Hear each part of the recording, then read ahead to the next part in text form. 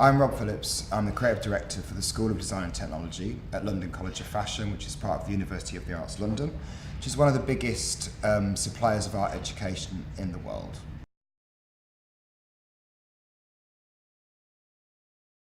Tips for getting into fashion school, or for at least optimising your chances of getting on a course.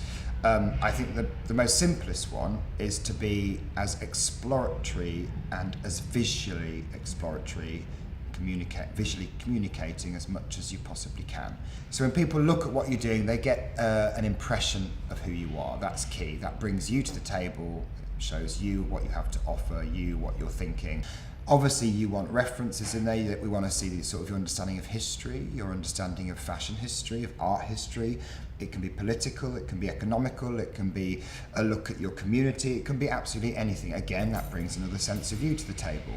Anything that you think is a skill, no matter how basic it is, try to evidence it in some way, shape or form within your work. I think if you can cover those bases, you stand a pretty good chance of getting in somewhere. And of course the major key is practice makes perfect. And in your interview, be you. That's really important. Be you and be honest. Talk about really what you want to get out of it. What do you want to do? And explore those ideas with the person who's interviewing you to check the course is right for you, that you're going in the right direction. Have a conversation, have a relationship. Another great tip would be to go out and explore your environment. A library is a great place to start. An art gallery is a great place to start. I'd say magazine stores can be super useful to you, whether it be the likes of Dazed and ID, which are your more commercial-based magazines, and Vogue, of course. Another idea would be to make sure that you're always documenting in some way, shape or form. We all tend to have access to cameras now. All the knowledge you gather is transferable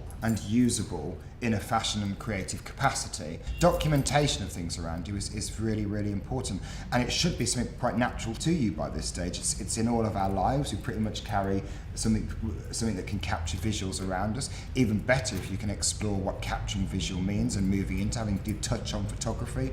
I remember the beginning of the Polaroid camera, and it was a great way of documenting what I could see and what inspired me, and building up a visual repertoire.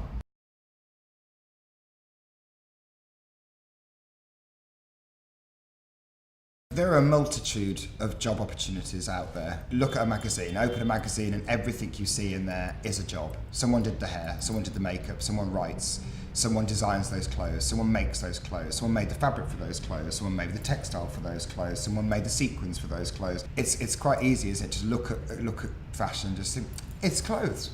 And it's way, way bigger than that. You have to look at it as like, it's huge. And by studying fashion in a capacity, your skills and your passion and your, all the things that you love and do will direct you towards the industry that you can probably be most fruitful in, where you'll thrive, where you'll grow, and the thing that you really, really love doing. And lots of students think, actually, that's a job I'd like to explore, that's something I want to know more about, and it starts to open up your perspective on just how big the industry is. And you also can't forget science is also part of fashion, and people really do forget that. There's a huge element of science in what we do in the industry, as there is commerce, as there is politics, as its effect on society, as there is in psychology.